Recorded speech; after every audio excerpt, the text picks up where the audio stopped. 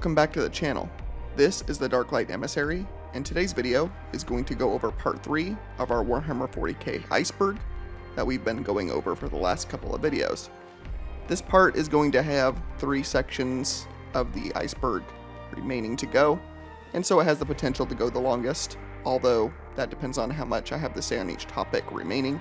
Some will probably be a bit shorter, but that being said, I hope you settle in, and we'll get right into it here in a second. The only thing I want to bring up is tomorrow, Friday, the 1st of March, at 4 p.m. Arizona time, I will be streaming live, so if you want to stop by and talk lore, I will be there, and we've had a few people there and had some fun talking for those that have stopped by, and I'd like to meet more of you, or the same people that have shown up, either way. So, without further ado, here we go with the Iceberg. The first one we have is the Emperor offered his soul to the Chaos Gods at Molech. So, this has been pretty much answered by the end of the Horus Heresy series now. The Emperor did not give up his soul or offer his soul to the Chaos Gods at Molech. We still don't completely know what happened at Molech, but essentially what did happen is the Emperor entered a warp gate that's there that goes into the realm of chaos, and he came out drained and a bit different, seemingly more powerful in his psyker abilities, which he was already powerful with, and possibly with knowledge as well. And it was presumed that he possibly stole power from the Chaos Gods somehow, like robbed them of it, or he made some kind of agreement with them. Either way, he came out with things that he didn't have going into it. Likewise, Horus had come here later on during the heresy, and likewise got some kind of boost by going into this portal and coming back out. And this kind of circles back to a question I have from the End and the Death series. At the very end book, in that final fight, when the Emperor starts the fight, well, right before the fighting starts, he asks a simple question. He just asks, why? And he's not asking that to Horus, he's asking that to the Chaos Gods themselves. He just repeats it a couple times, why, before Horus initiates the fighting. And so he's asking the Chaos Gods, essentially, why for all of this. Like, why did you do this to Horus? Why did you ruin my plans? Is essentially what the Emperor, I think, is asking. Although, that's probably the biggest single mystery that got spawned from those books to me. Why did the Emperor ask why? Like, doesn't he know why? Like, especially if he stole from them, he would know why they were coming for him. And we've been thinking for years that he knew they would come for him eventually. That he was always their enemy, and that the Emperor basically was trying to defeat the Chaos Gods this entire time in a way by the Webway project. But if you ask the question why to your supposed enemies, why did they attack you, it seems to conclude, in my mind, that he had some kind of agreement with them that he thought was ironclad enough that he would ask why they would betray him. And that seems to be what he's asking, which is odd. So if that's the case, what could they have possibly offered the Emperor that he thought it was okay to, like, trust them, to trust Zench of all of them, for example? I do not know, but he did not offer up his soul to the gods. He didn't do that, at very least, and really this is kind of a tangent, but it's just the biggest singular question, and I might dedicate a video to this and still talk about it at length. But I want you to think about that too. Why did the Emperor ask why to the Chaos Gods there? It's just weird, and probably one of the biggest weird questions that we got instead of an answer in that book. And it would explain possibly why the Emperor chose not to warn most of the Primarchs about Chaos, because if he thought that Chaos was going to leave him alone for some solid reason or reasoning, then he would have no reason to tell them, I guess. But, I mean, that would be an answer to why the Emperor seemingly did not warn them, other than Chaos being dangerous to know about. Alright, next we have Emperor equals Malal on the right-hand side here. So, this is a pretty popular headcanon for some people. If you aren't familiar, if you're newer to this universe, Malal is considered the 5th Chaos God in the Pantheon of Chaos, but due to a out-of-universe meta reason, Malal as a character was considered copywritten by someone else, and so Malal's not allowed to be part of the Warhammer universe because of that. It's like a copyright reasoning. And other than, I think, some Marines called the Sons of Malice, that could be a wink and nod to this former lore. So for those kind of boring reasons alone, the Emperor can't really be Malal, except in spirit, I guess. But really the whole point of Malal is he was a fifth god that basically was the opposite god to all the other chaos gods. He was like the god of chaos that was anti-chaos, essentially, in a weird sense. Kind of like, chaos being ultimately so chaotic that it devours itself as well, essentially. And so in that way, the Emperor kind of fills a similar role because his power is considered, anti-chaos when he's using his Psyker abilities. He has like kind of a purifying flame motif going on that Malal wasn't really known for, really, but again, like, he doesn't exist anymore, so it kind of fills a similar role. They do call the Emperor, the anatheme, meaning like their opposite, essentially, their, complete off-limits enemy, this entity that can kill them, essentially, or has a potential to, and definitely does outright kill some of their servants at times. And then we do have, again, in the last books of the Horus Heresy, the whole Dark King thing, which is a fifth chaos god that the Emperor almost ascended into, but the Dark King is stylized by different governing attributes than Malal. The Dark King is not really a anti-chaos god, it's just like the darkest emotions of humanity turned into a god, kind of like, the darkest emotions of the Eldar being turned into Slaanesh. It's kind of like the Slaaneshi version of humanity, in a sense, although less hedonistic. Not really that. It's a god of vengeance, of hate, of anger, of hurt, of like all of the things the Emperor is feeling against the chaos gods. Betrayal, perhaps? A god of betrayal, now that I think about the why question again. But that's just speculation. And that wasn't one of the things talked about, per se. But again, there was some secrets not revealed in those final books due to the mandate to Dan Abnett to maintain the mystery, so to speak. So, anyway, I don't think the Emperor is Malal, and I don't think that they are trying to make him Malal or wink at that, really. Hopefully one day we'll get, maybe the copywriting will get fixed and we will get a Malal back, which would be kind of cool. He has a really cool concept as a god. I'll put a link to a video I did on him a long time ago. It was one of my videos that first kind of gained some traction. So you can check right here for a timestamp for that video.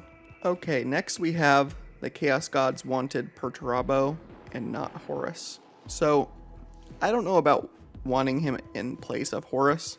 Perturabo couldn't really unite his brothers like Horus could have and tried to. He would have had a harder time at it because Perturabo has a very unstable emotional range. And that's completely at odds with Horus, who was famously known for being very stable and very diplomatic. He had his Mournabal, which he had to openly disagree with him on ideas and things at times. And Horus seemed, even for a long time within the Thrall of Chaos, to also not completely oppose dissent to his authority. He usually respected someone's ability to stand up to him and speak their mind, essentially. Now, the potential to this is that Perturabo definitely was coveted by Chaos in general, and possibly Nurgle specifically. We have two reasonings for this. One, in the Primarch novel for Perturabo, we do get from Perturabo's POV that he always was drawn to seeing and sensing the Eye of Terror in the sky, which is something unique to him. None of the other Primarchs have this, so that seems to speak to me that, like, Chaos had him marked in some way and was calling to him almost for a long time.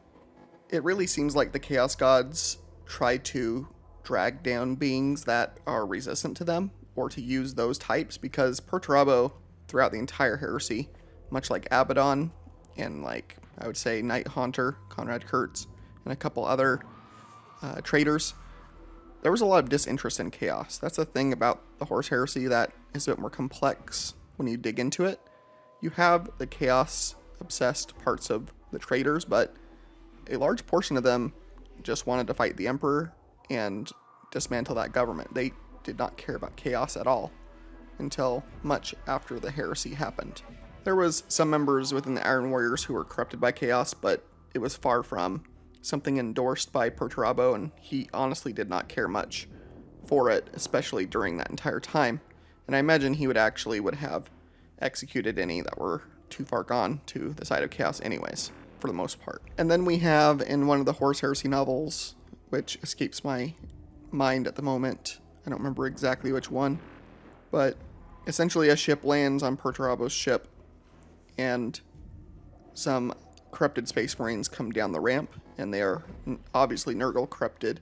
They have like a horn coming out of their foreheads, and they're diseased and bloated. You know, they're definitely plague marines, and they're basically inviting Perturabo to like be part of them in a sense, and Perturabo just obliterates them after like not very long at all. So it seemed like Nurgle specifically was interested in Perturabo, but beyond that small bit and beyond Perturabo's draw to the Eye of Terror itself, we don't really get, I would say, any indication that the Chaos Gods wanted him instead of Horus. They probably wanted him, but in a more general sense. Perturabo ended up being one of the most stable, despite having his instabilities. He was one of the most stable commanders that Horus could rely on, especially during the siege itself against Rogal Dorn. And the moment that Perturabo left the siege, even though he was gone, the effects of what he did was still allowing the traitors to ultimately win that war had it kept going and had the Emperor not defeated Horus when he did. Okay, the next one is more of a meme. Robout Goleman plus Yvraine. All caps, do not research heresy. Really, all you need to know here is Yvraine is the chief disciple of Yanid of the Aldari, and she was one of the chief reasons that Robout Goleman was able to be brought back from the brink of death. She was one of those there that helped. And from that, it has spawned a meme because Games Workshop put out an image during Thanksgiving time of Robout and her and a bunch of people sitting around a table for Thanksgiving. And I think that is really what pushed the meme of them being together and married or a couple. Basically, people shipped them together. And so, as you can imagine, the memes from that range from pretty funny, in my opinion, to taking it a bit far in some cases. A bunch of you out there are dirty Slaaneshi heretics, okay? You know who you are. And that's all there really is to that. There's not much more to really say about that one. Next, we have the Emperor scattered the Primarchs. This is a no. We get that information from several POVs. We have Erda, who claims she scattered them. We have the depiction of the word bearers vision of the vaults, and in Gethel saying the Chaos Gods scattered them, which I think Erda probably was manipulated by them to scatter them, and then the Chaos Gods took it further and placed the Primarchs on worlds that they wanted, or they tried to. For example, Fulgrim and Jagate Khan should have been swapped, essentially. And that means that Slaanesh wanted Jagatai instead of Fulgrim originally. Jagatai was supposed to end up on Chemos, and Fulgrim was supposed to end up on the White Scar's homeworld of Chagoras. So that did not happen, but the scattering, of course, did happen, and ultimately at fault Erda and the Chaos Gods, from what we know from some of the later novels. The only thing I think indicating that the Emperor had any involvement was from the vision shown to Horus, who also saw the vaults, and he saw, the rift open that pulled all the capsules in, and Horus did witness the Emperor in that room, and he seemed to almost even acknowledge Horus being there from the future, but then he just walks away and lets them all get pulled through. So it was likely this was a false vision by the Chaos Gods. I believe it was a bit more accurate for the word bearers when they went, because they were warned that the Emperor could sense them there and hurt them in the past there. So it seemed like they were actually being taken back there. And then Erda confirmed herself that she scattered them. So she didn't really have a reason to lie at the time she was talking about it, as far as I am concerned. Next, we have Harlequin End Times. I can't find something specific on this other than what the legend is regarding the Harlequins and Aldari myth itself about the end times in general, at least for them, which ultimately really has to deal with Slaanesh and defeating Slaanesh. And the Harlequins are servants of Kegrak, the Laughing God, pretty much the last major intact god of the Aldari that's survived all this time. And we talked a bit about this in Iceberg 1 or 2. I don't remember exactly which one off the top of my head, but in one of those, it talks about a book that prophesies Kegrak fooling Slaanesh into saving the Aldari instead of destroying them. And then we also have the prophecy and hope about Yanid, the death god being created by the Aldari to do battle with Slaanesh and defeat She Who Thirsts that way. So I think that's what this is talking about. If one of you knows more about this, then please sound off in the comments. I could not find in my research something super deliberate on what this is talking about, other than different general theories, I guess. I will say, as far as my 40k knowledge is concerned, one of its, not deficits per se, but what I know less about is some of the deeper specific Aldari lore. And there's an article about the Harlequins from 2015 on Bell of Souls online, Bell of Lost Souls website. They could be talking about the ultimate end times for all of 40k, with the final showdown between the Chaos Gods and the Returned Primarchs and the Imperium, along with the other races of Order, which are like the Aldari and especially the Craft World Aldari, the Harlequins, beings like that. In this article, there is a quote from a book that was supposedly written by Kegrak that says, "A fallen sorcerer seeks the lore of the library. A king stirs in his court of death in silence, preparing to rise once more. Within madness, I, the champion of ruinous powers, prepares to seize a realm long denied." So they do point out that this seems to be talking about Ahriman of the Thousand Suns, the Silent King of the Necrons, and Abaddon, of course, that last one being the champion of chaos. And this was an article in 2015, and yeah, all three of those beings have been active. Ahriman tried to get into the library, the Black Library, and then he also actually ran into your brain at one point. And then we have the Silent King having returned to the Necrons and is starting to reunite the dynasties there. And Abaddon has been very active in wiping out Cadia and spreading the Eye of Terror into the, Maledictum, into the giant terror across the galaxy, essentially. In general, Harlequins seem like they are in the know about any kind of end time scenario, because in the Death books, at the very beginning of the second book, in the beginning of the second book, the Aldari all come together. They gather together to watch a whole bunch of Harlequins arrive, and they're all doing this version of the fall, the play that plays out the fall of their species and the birth of Slaanesh. But then one of their members points out that the Harlequins are not doing that dance, they're doing something similar to it. And they were doing a dance depicting the fall of humanity and the rise of the Dark King. So one of the members of the troops were playing as the Dark King, they said, not Slaanesh. So in general, the Harlequins seem to be the harbingers of end times whenever they crop up, whether it's a potential end time or a real one. I really like this next one. Why the Traitor Legions keep quiet about the missing Primarchs. This is a valid point to a degree. One thing to know, and this speaks to the Emperor's overall power, he locked away the memories of the Primarchs from knowing about, so did Malkador, about knowing about the missing Primarchs. They broadly remember, but details are sealed away. And when the Emperor took the Primarchs to Molech, he wiped their memory from that too.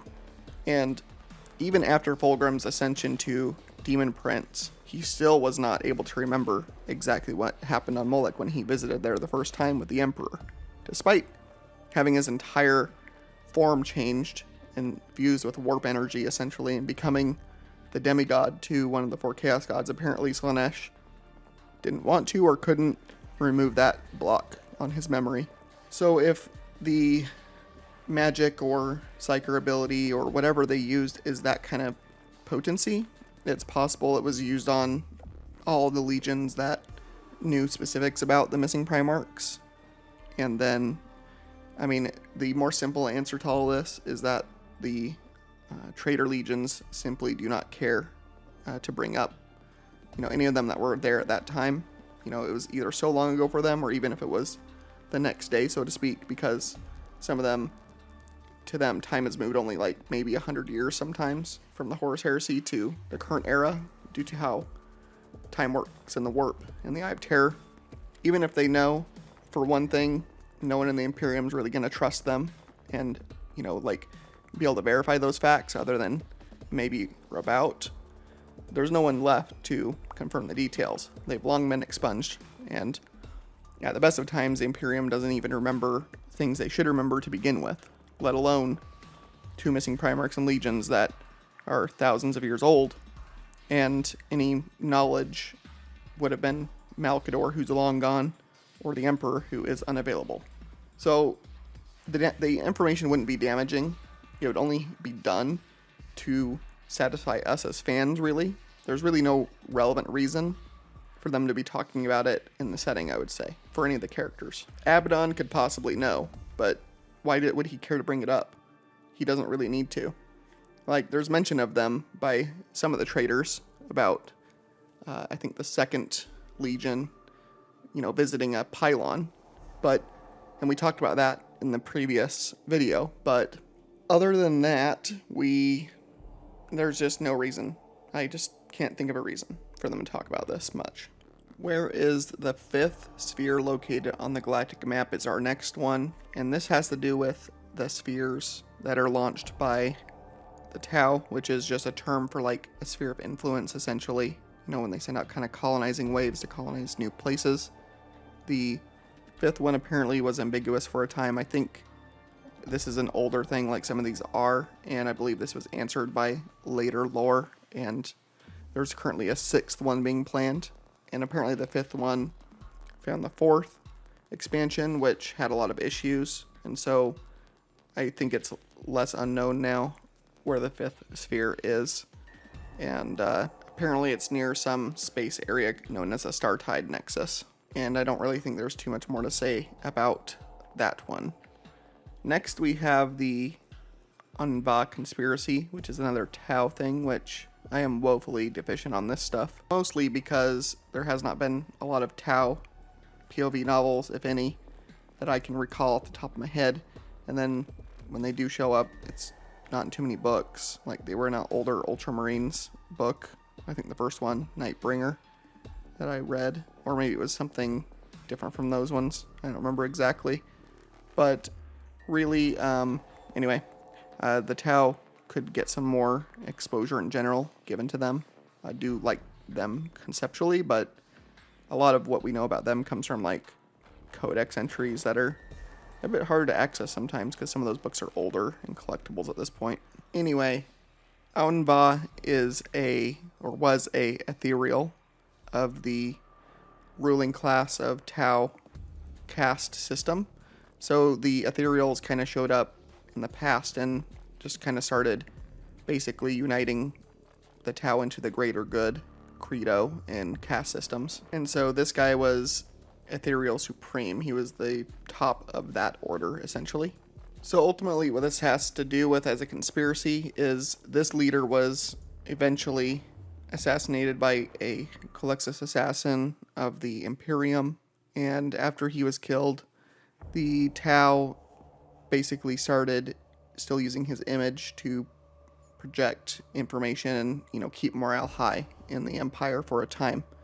And really the conspiracies are more political, that the other ethereals don't want to replace him because he was both so influential to the rest of the people, as well as none of the factions trust any of the other ethereals enough to allow them to take the supreme power, but that seems to be the gist of it from what I can gather from looking around a couple places. Okay, and then if you want to say more about that, if you know details of that, you can, again, sound off in the comments and we can discuss it. But it seems to be just that they want to keep his image alive, essentially. And there is some talk that I'm seeing of like an AI that might be involved that's also like holding some kind of power over the ethereals, or I don't know, there seems to be a power struggle internally using his image as part of it, essentially, that I can find. Next we have the Rangdan Genocide was actually a rebellion by the 2nd and 11th Legion against the Empire, or against the Imperium, it should really say. So this is kind of an older speculation. So the Rangdan Genocides we've talked about in part 2, and I think even in part 1 a bit, and really it was the most deadly part of the Great Crusade until the Horus Heresy for the Imperium. And like, for example, the Dark Angels went from the most powerful, biggest legion to being, much diminished, and then the Ultramarines took that spot because of how mauled the Dark Angels got from fighting the Rangdan and their allies, essentially. I know that some people like to speculate that at least one of the legions that are missing had their fate happen helping during these genocide wars. And one of the most popular theories that I've read about and heard from people is that they believe that it's possible one of the Primarchs and their legions sided with the Xenos against the Imperium, which would have been a pretty big betrayal, or that one of the Primarchs got like mind controlled by the Rangdan essentially and had to be put down that way. But and that would mean that there was like an initial rebellion, and that would certainly be a possible embarrassment and reason to hide it all, but it's all theory. Nothing's been confirmed about that, really. And there's a couple of other things too there, but that's essentially that. This next one, I haven't heard until seeing it on this list. Be'lakor equals Horus. I think the main thing with this one is that it's assumed that maybe Be'lakor, who is considered the first demon prince ever of Chaos Undivided, that he could be Horus ascended from like a different timeline where Horus succeeded in ascending to some kind of form of godhood. But that's, I think, really all there is to that one. Anything I read about that really just speculates that, essentially, as kind of just a general question of possibility. We certainly see no mention of any demons of Chaos Undivided, or really not princes. I mean, that's not true. I guess Ingethel is technically a demon prince of Chaos Undivided, certainly a demon of Chaos Undivided, but it is a mortal that ascended to become that demon. So yeah, looking it back up, Ingethel is definitely considered a demon prince, and I don't think a demon prince of any one of the four. It seemed like she was a messenger of all four of them, essentially kind of heralding to the word bearers, the first information they got about chaos. Next we have Angron has died on Nucaria before the Emperor came and revived him. This seems to come from a Reddit theory on the 40k Lore subreddit, where it was assumed as a possibility that Angron had died with his gladiator brethren before the Emperor showed up, but then the Emperor was able to revive him. But when he revived him, the butcher's nails in his head maybe caused him to keep reliving seeing his brethren living and dying, and he just didn't remember dying, and that the Emperor had a use for him still, so let him just continue kind of living in this tortured state. So that's really a speculation for that with Angron, really. Next we have, how much do the ethereals know about everything? Essentially, ethereals in the Tau Empire, as we just briefly talked about, are mysterious and weird individuals. They just kind of arrived out of nowhere and united Tau society into the greater good, and they don't really talk about much about the origins of their power, of influence that they have over their people. And really that's what they are. They're like magnifiers of suggestion, essentially. They're like propaganda masters. They aren't really psychers, I don't think, though. There is a interesting biological dissection that the Imperium did on a Tau that might have been an ethereal from what I can see, and they did find some kind of organ that seemed to be pheromone based within this Tau, and so I wonder if the ethereals are some kind of evolved Tau that have this like certain pheromone that augments their suggestibility to their comrades and kind of helps unite them.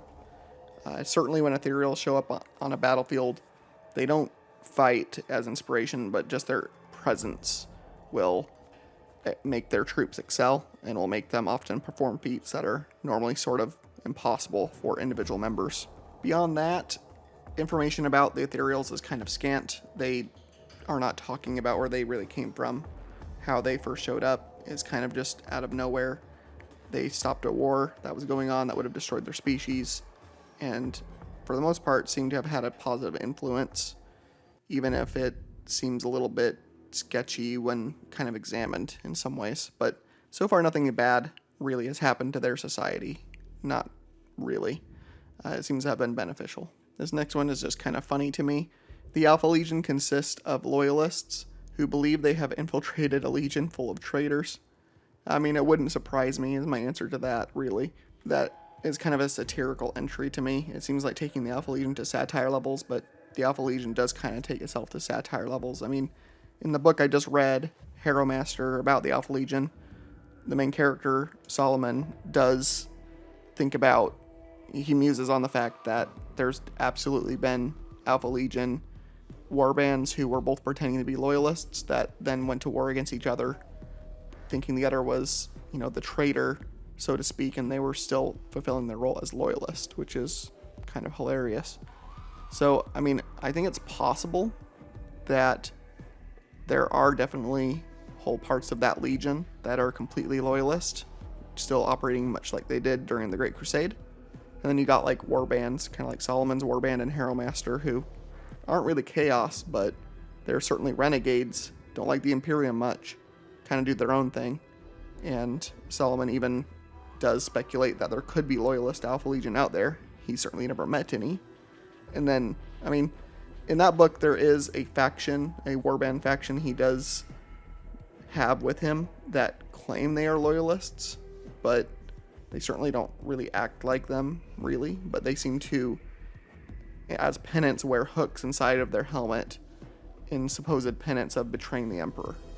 So they seem to be almost like martyrs of traitordom to themselves, almost. It's a bit convoluted and weird, like the whole Legion is, essentially. And so it is possible that, like on a very deep layer, that the Legion uses as kind of a buffer its warband renegade forces, and they could be puppets to a bigger, more stable version of the Legion that maybe is commanded by Omegon still.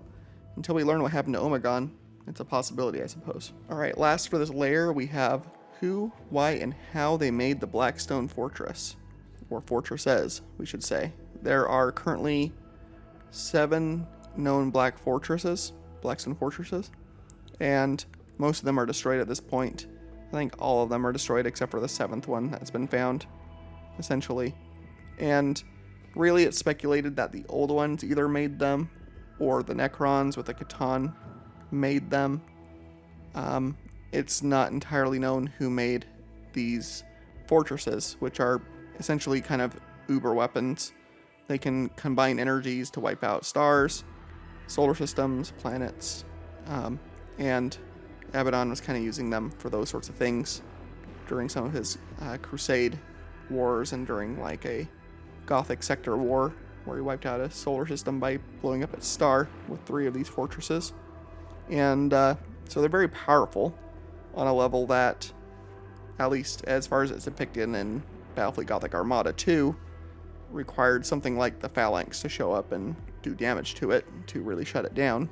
And I thought their origins were a bit more solid, and kind of researching it, apparently their exact origins are not known, other than it's speculated they're either, tens of thousands of years old, up to millions of years old, especially if they were created by the old ones. Okay, next is Malkador and the Emperor are the same being. No. I mean, I guess it's...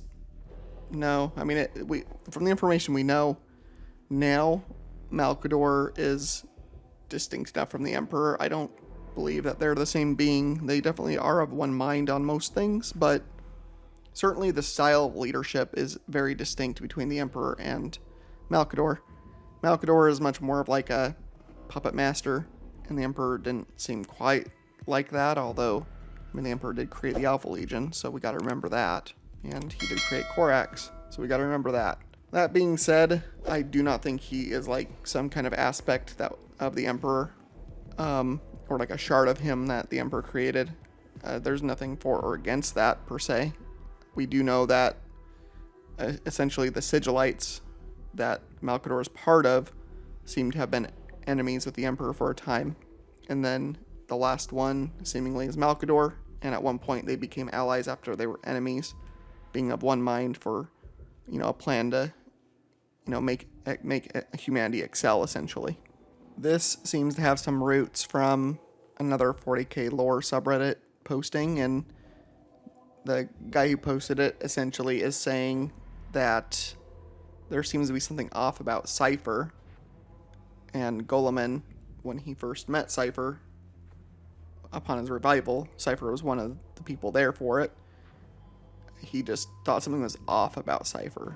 And so, but like the only thing is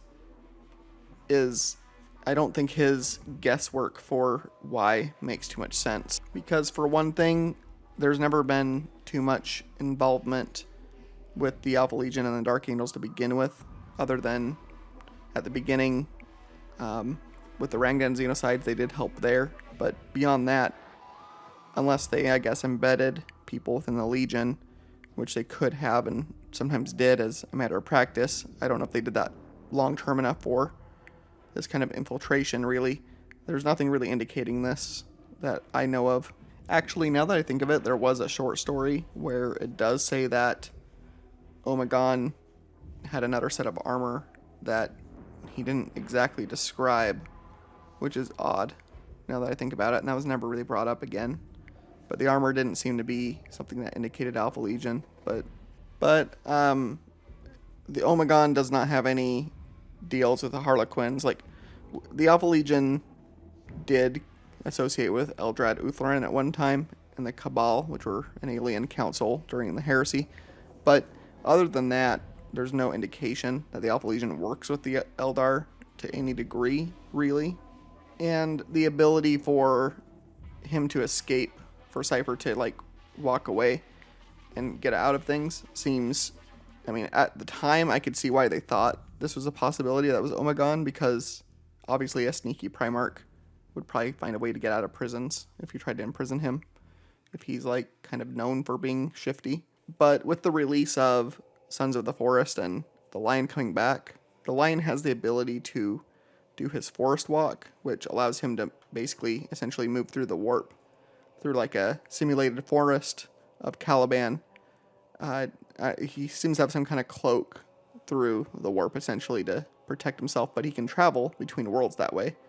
And essentially, this may answer the question on why Cypher can do something similar. Perhaps Cypher was the first to be able to Forest Walk, or anyone taking the Cypher role can Forest Walk like the Lion apparently can now.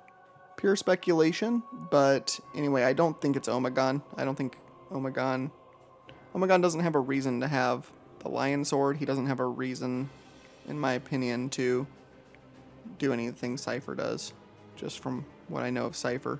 Okay, next we have the Eldar destroyed the first human empire. I mean, possible. There's nothing, I don't think, indicating that. The first human empire seemed to have been destroyed by AI and by their own technologies. It's possible Eldari factions then kind of, glutted upon, the weakness of humanity at that point and fought them, but there is nothing specifically indicating that. But certainly, like, Eldari pirates, the Corsairs might have done that. The Drukhari for sure would have done that. Craftworlders, not maybe as much, but I don't think that it is the Eldar that bothered with the human empire at that point. Alright, moving right along on the left-hand side here. The Milky Way is the only galaxy left that hasn't been devoured by the Tyranids. This is just pure speculation. I mean, we don't have anyone specifically saying they see other galaxies out in the rest of the universe. So I guess we don't know this for certain, and I guess, I mean, if science works the same in this version of the galaxy and light takes as long as it takes to get here, I mean, I guess it's possible that that light hasn't gone out yet, even if the Tyranids did, in the past of our other galaxies. But I feel like this is the absolute most grimdark take for the entire universe of Warhammer 40k, that the Milky Way is the final bastion of any life of any galaxy. I don't subscribe to this theory at all, really. Next, we've talked about at length several times on this channel already. What is Constantine Baldur up to? This is spoilers for the Bequin trilogy of novels, which is the next main thing now that Dan Abnett is done with the Horus Heresy completely. It's sort of a sequel connection to the Horus Heresy, though, because in that trilogy of books, there is a mysterious character called the King in Yellow that everyone's trying to find. And at the very end of the second book, they find a book that seems to indicate who the King in Yellow is.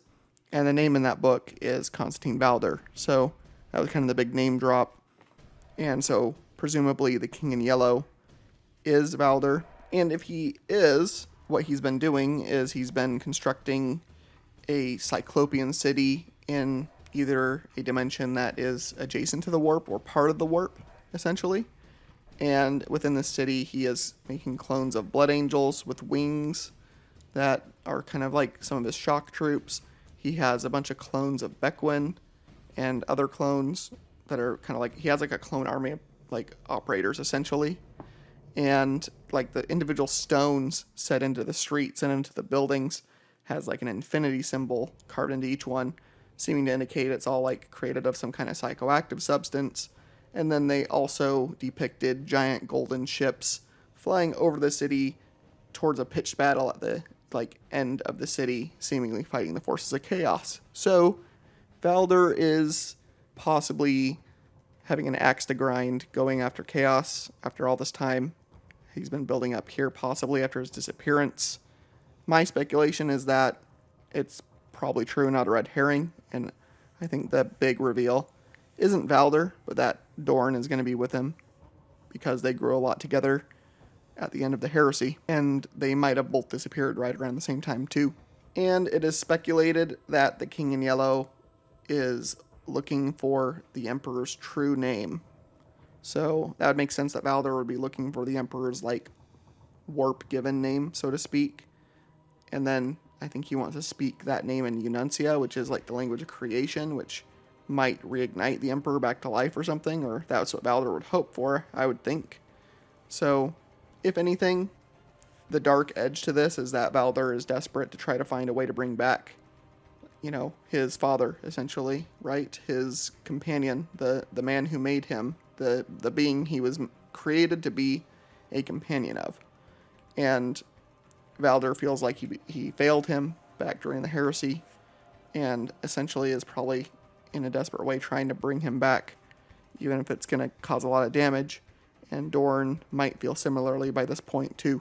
So we will see in a year or two, perhaps, with Pandemonium, the third book in that series.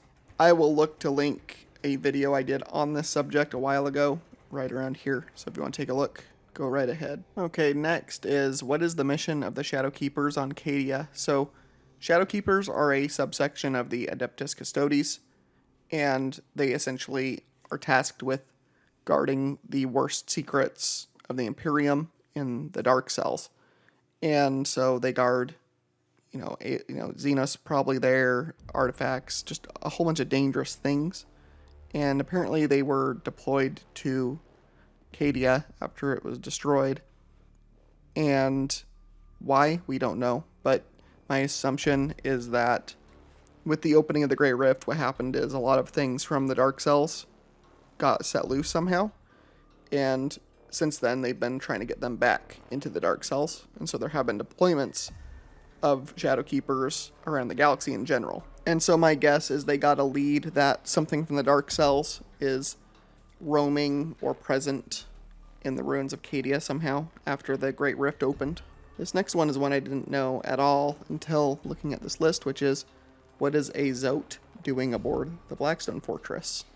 And it should specifically say the 7th Blackstone Fortress, which was being explored by the Man of Iron that we talked about before, UR-025, and part of the expedition was also this Zote, which is a type of xenospecies that, when originally conceived, was like a diplomatic scout species almost for the Tyranids, like a mouthpiece for them, but since then I think they've been divested into their own thing, and I mean the Tyranids don't talk to anybody ever, they just try to eat you, so I think they decided not to go with that in the lore for that reason. So it seems like the Zotes were possibly enslaved by the Tyranids, which is odd for Tyranids to do with intelligent species in general in that way. But anyway, this is speaking about a specific one that called itself the Archivist, that seemed to be alone and by itself, and it seemed to want to get into, vaults that are on the Blackstone Fortresses full of Archotech, and it seems like he specifically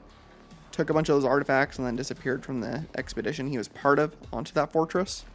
And essentially he's like a broker of technologies and kind of just sells that kind of stuff. Otherwise gives away technology, and that's kind of it for him. That's why he was motivated to be there. He seems to be like a free agent mercenary of some sort himself. And actually, it might be wrong to say that he sells any of the tech at all. It seems like he's hoarding it for some unknown reason, and seemingly is hostile to anyone that tries to challenge him, and instead of assist him with gathering more tech, essentially. And he tends, though, to deceive treasure seekers and use them to get the tech and then leave them stranded or dead, essentially. Next, we simply have the entry Salandri Balewalker? ? So I wasn't aware of this specific name. I guess I need to get more studied up on current era stuff. I read it a long time ago, but I've been so deep in the Horse Heresy for so long, I will say I'm a bit atrophied on some parts of the lore, despite, being so interested in all of this. But anyway, this character is a Harlequin, and she is apparently a very powerful member of the Harlequin Order of the Aldari, and she has played a role in warning the Blood Angels about Kabanda, Bloodthirster of Khorne, coming for them, and then she has helped assist Robot Goleman getting away from danger as well. So simply put, she seems very powerful and doing good things, though. She's malicious to a degree, like all Harlequins are. Any servant of Kegarak seems to be a bit of a trickster and dangerous in their own right for sure. But she seems to be going around and warning of impending dooms and helping avert bad fates, essentially, from what I can gather. And I see some discussions that the name Salandri might be a position within the Harlequins, because apparently Salandri is cited going back nearly 10,000 years. So unless it's a very long-lived Aldari Harlequin, which is a possibility, it's possible that this specific position is a name and title for a particular Harlequin. So there's a bit of a conspiracy/rumor there, discussion going on. This next one I addressed in one of my videos, which I will link here. Are the Tyranids running away from something? And essentially, I don't think so. There's not really any indication of that. It's pure theory.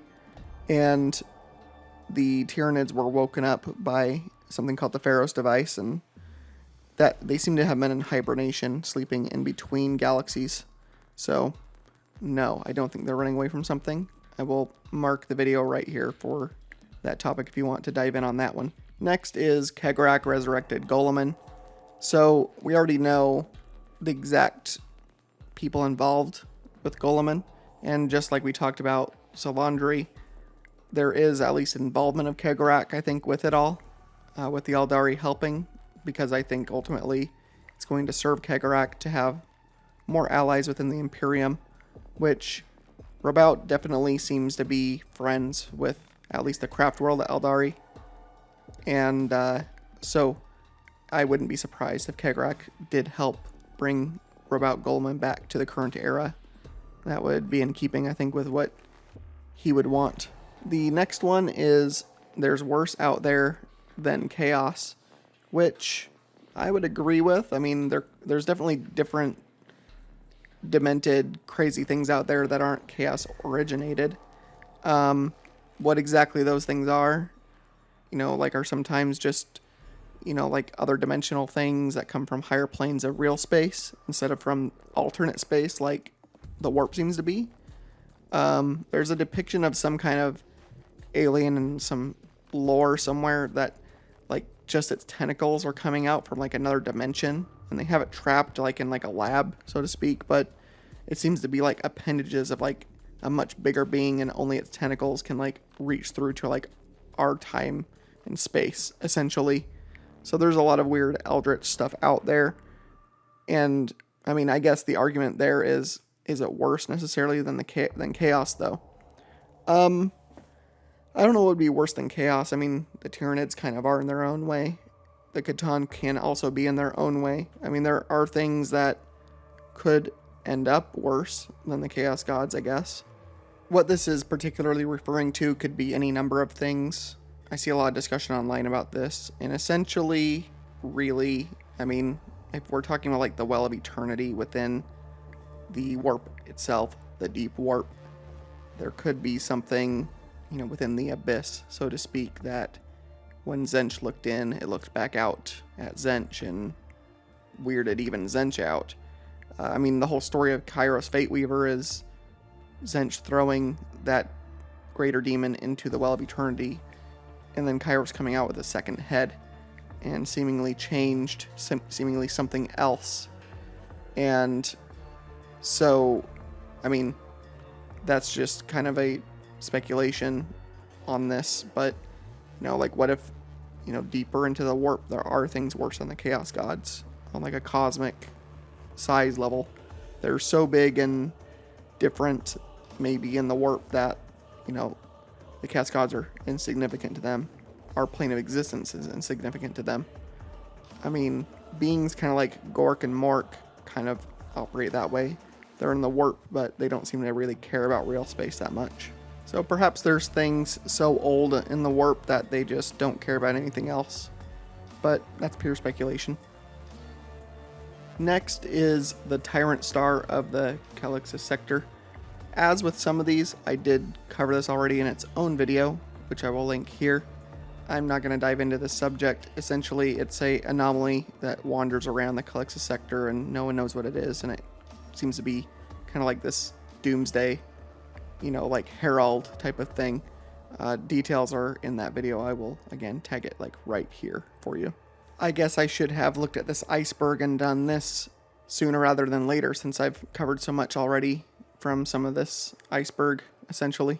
Next is the Silent King lying about having met and fought beside Sanguinius. So this refers to a time where the Necrons and Blood Angels fought each other, and then the Tyranids showed up to kind of third-party things, and then essentially to get the Blood Angels to fight on the side of the Necrons. The Silent King, being present, basically talked with Blood Angels leadership and said, hey, I actually knew your father way back, and, I didn't really have a, low opinion of the guy, and kind of appealing to their, wow, you actually knew our father type of thing.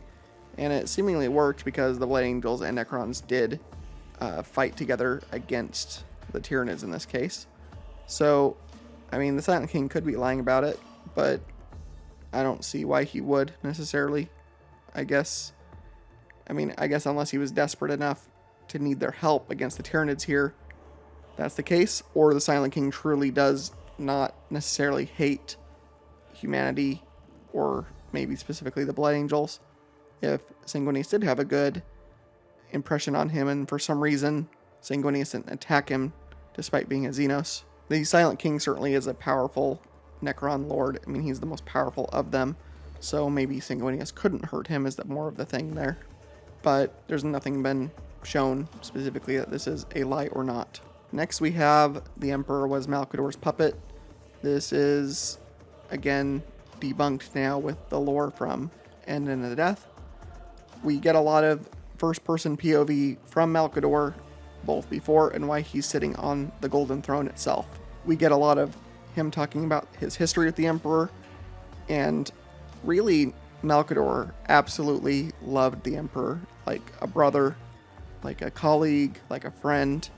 I really think that in a lot of ways, it's possible that Malcador was the Emperor's only long-term and equal friend to him.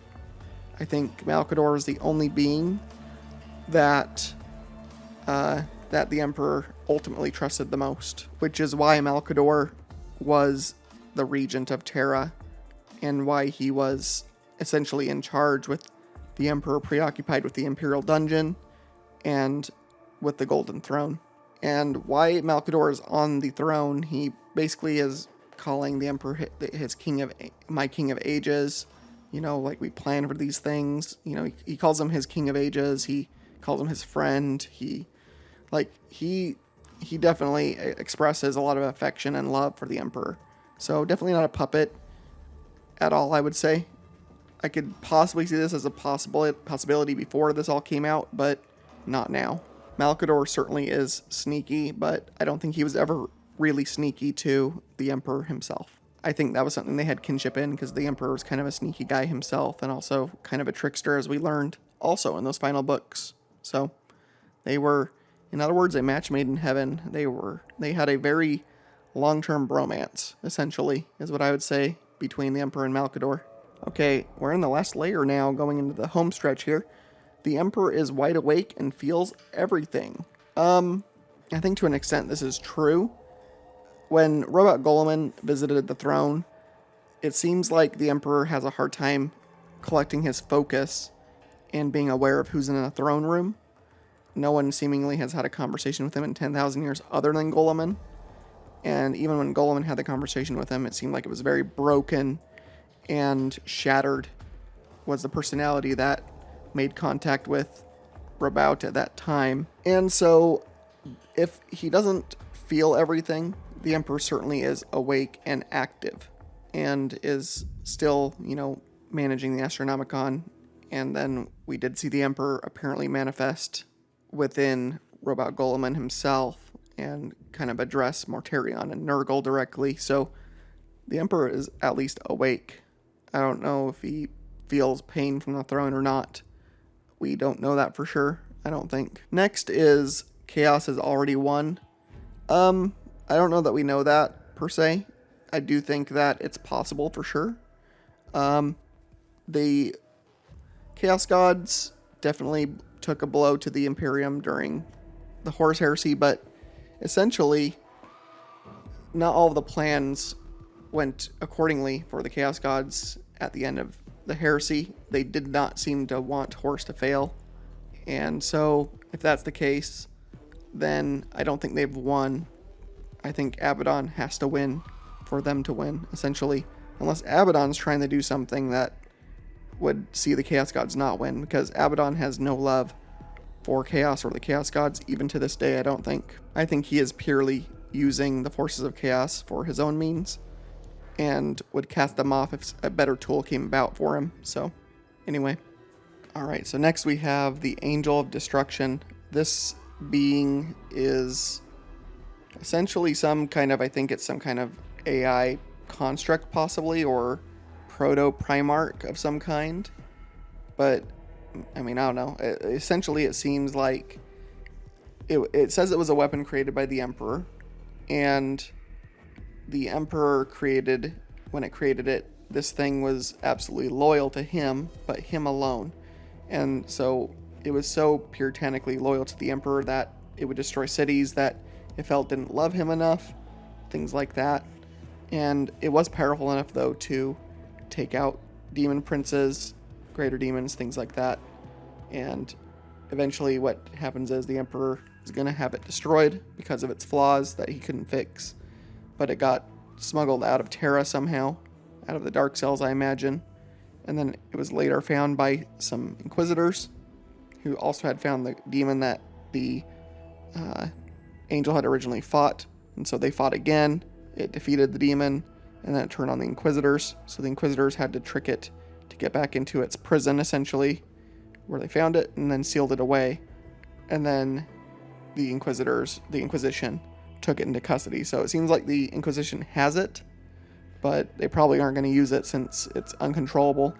I mean, if not even the Emperor could control it and wanted to destroy it, then the Inquisition certainly has no hope to do much with it, because apparently the angel thinks that every single member of the human race will fall to chaos, and so it's like puritanical to a fanatical degree, essentially, that would make even the most puritanical Inquisitor go, stop and listen to what you're saying, essentially.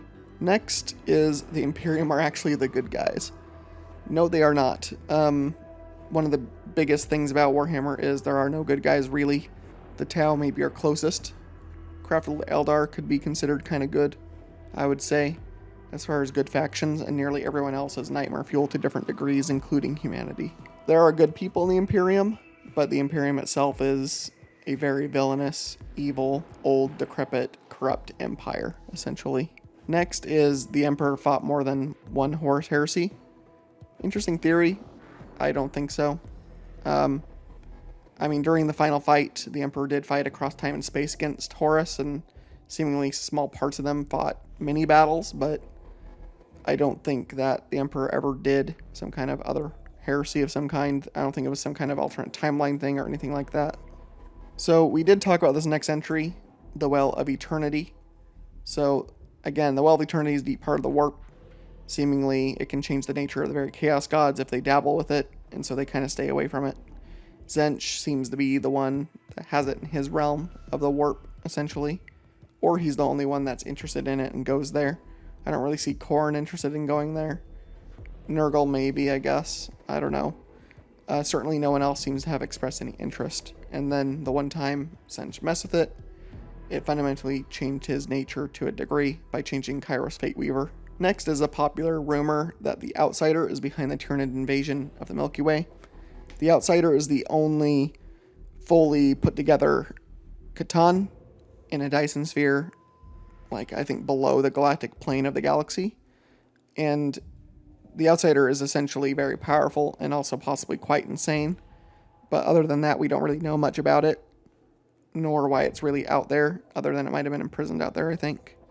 From what I remember in my Catan video and research, but it being behind the Tyranids, we kind of know is not the case because of the Pharaoh's device, essentially. So, it's possible with the Pharaoh's thing happening that this Catan maybe then further encouraged them, but if anything, I think that if they're gonna have a reason to stop the Tyranids, because right now the Tyranids seem unstoppable, the way to get to have them stop would be to possibly have something like the Outsider be the one to stop them, essentially. Have them bump on his Dyson sphere and wake him up, and him go on do some kind of dimensional shift thing and shift a whole hive fleet or two into a higher plane of existence or something.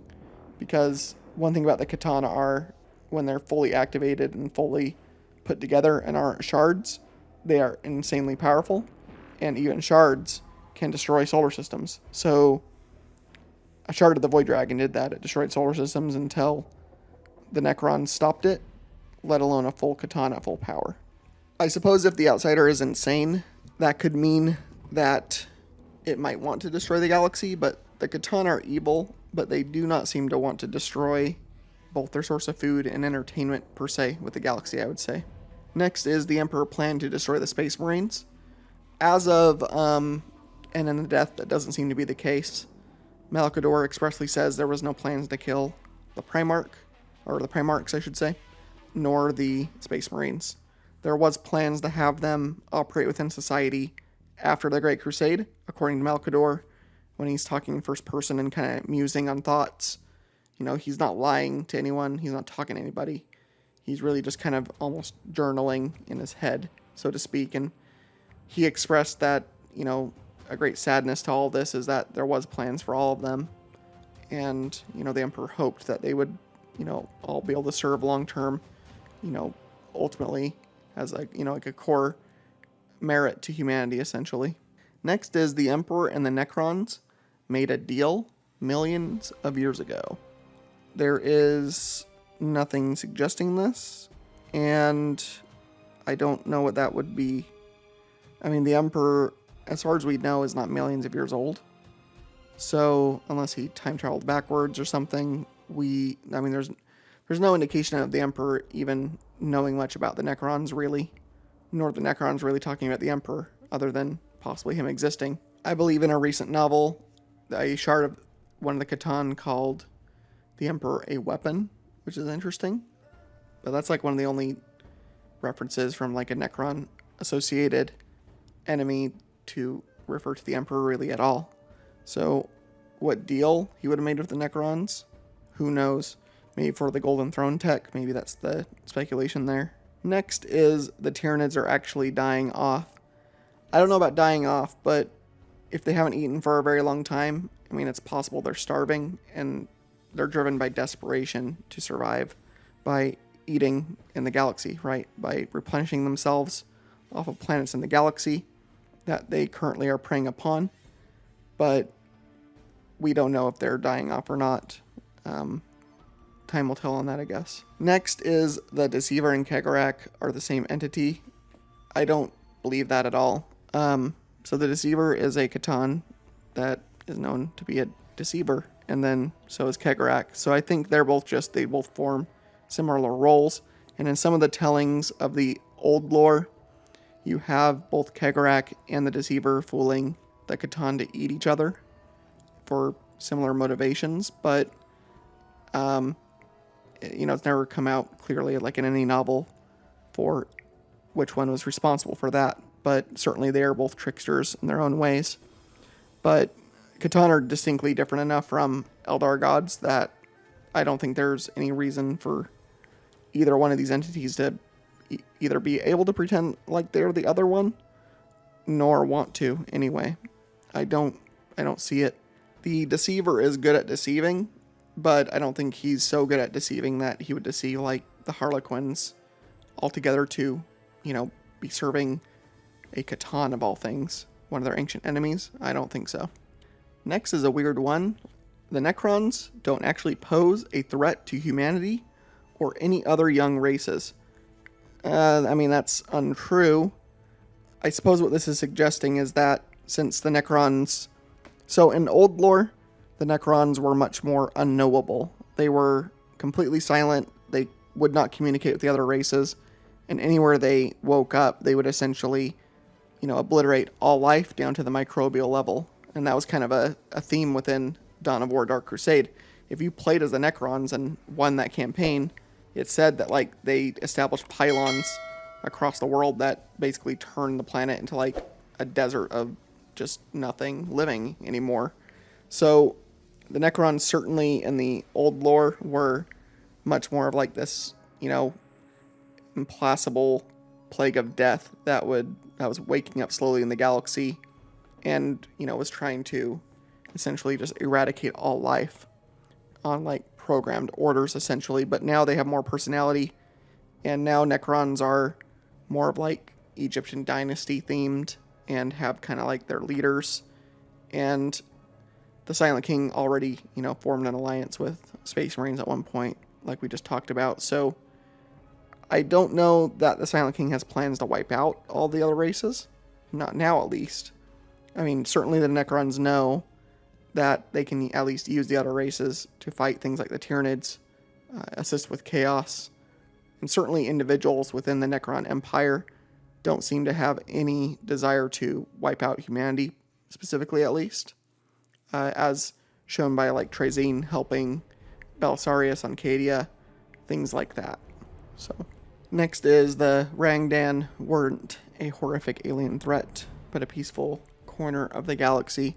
There's nothing saying this, and it's not like the Imperium is embarrassed to wipe out alien species that simply exist in front of their faces back then. So why make up a myth that the Rangdan were, wiping out everything if they weren't? What then wiped out part of the Dark Angels or consumed entire Titan legions? What would be so bad out there that you had to hide it behind a peaceful alien race that was also out there somehow, the Rangdan? Or maybe it's just saying that the Rangdan were very peaceful before the Imperium showed up and attacked their empire, that they actually ruled benevolently, which is a possibility, I guess. But we really don't know. Alright, next we have, of course, an answer now these days. Horus won, and he is the one sitting on the golden throne now. Or he had failed and still was the one on the golden throne. It's kind of like a, subversion of expectations, but no. Horus died at the end of the Horus Heresy, as was predicted, and the Emperor is, in fact, the one on the throne. And we further get cementing of that by Goleman's conversation with the Emperor. It certainly didn't seem like Horus addressing him, that's for sure. This last one is just funny. The Emperor is still alive because the orcs believe that he is. That is just hilarious. No, I mean, this is kind of in meme territory. The orcs have an ability, so the orcs are latently psychic, and when they do collect enough together, there is kind of this, power level that kind of surges through all of them and helps coordinate their efforts a bit more, I believe, things like that. And certain amounts of their power do make certain things they believe happen, but this has been memed out of control, and I don't really know I've not really heard of the orcs really even being aware of the Emperor that much. They were aware of him back in the Great Crusade era, so I guess unless the orcs are a ultimate hive mind, that memories are passed to other members of the species that weren't in the path of the Emperor from back then, that they could know of his existence, but certainly he's not still alive because of them believing in him. That'd be pretty funny, but I believe that's just more of a meme about the orcs' beliefs making anything possible, which isn't quite true, but it does have some odd and peculiar power to it for the orcs when they're at fever pitch and, full of energy and WOG mode, essentially. There are some things that work better for them, but they don't put two sticks together and create a helicopter, which is kind of what the memes kind of say. And so that's really it for this iceberg. My goodness. So that was 105 entries. This iceberg was from January of last year of 2023. So, that's why some of it was out of date, was because End in the Death just finished up this year. So, but a lot of good stuff in these icebergs, and I know a fair bit of you guys enjoyed this series, so I'll probably look at a couple of the other icebergs. There was a couple other ones that are extensive, but I had to look through them and maybe skip regurgitation of some of these points because some of them overlap for sure with each other. So anyway, at the end of this, if you're still here, I appreciate that very much. And if you are not subscribed and you've been here this long, what is your problem? Don't be a heretic. Please subscribe and become part of our community. We're building something here that I think will be long-lasting. I certainly plan on being consistent with the video updates each week and trying to find something to talk about. And then, really, if anything, Warhammer's only going to get a bit bigger with the shows coming out eventually, and hopefully those will be good, and we can discuss those as they come out. Maybe do watch parties if that's possible, because they're on Amazon, and that'd be kind of fun if we could do that. New games coming out, new lore coming out. There's a plenty of things that you can stay tuned here if you want to hear my analysis and discussion on it, along with other people on YouTube that have been doing this for a while here. So, as always, I hope you liked your time here. Again, there will be a live stream tomorrow at 4 p.m. Arizona time, so tune in there if you want to say hello. I'd love to talk with you. We will be getting closer to the end of the Necron campaign on Battlefleet Gothic Armada, And for the future, we plan on hitting Bolt Gun and then probably Rogue Trader for some Warhammer themed games on live stream. So, hope you have a great day or night wherever you are. If you're going to go see Dune tonight, have fun. I am going shortly after this video releases. So, I will probably put a post for that movie, just what my thoughts are briefly for that, just in posts. Not going to do a video since this is a Warhammer channel, not a Dune channel. But it is kind of a, what do you call it, you know, one of those inspirations for Warhammer that Warhammer kind of shamelessly took from, so I think it's appropriate to at least talk a little bit about here. But anyway, I'm looking forward to that here tonight, and I hope you are too, if you're choosing to go tonight or soon here. So have a great day, have a great night, have a great weekend coming up, and I will see you in the next video. Thanks very much for your time. See you soon.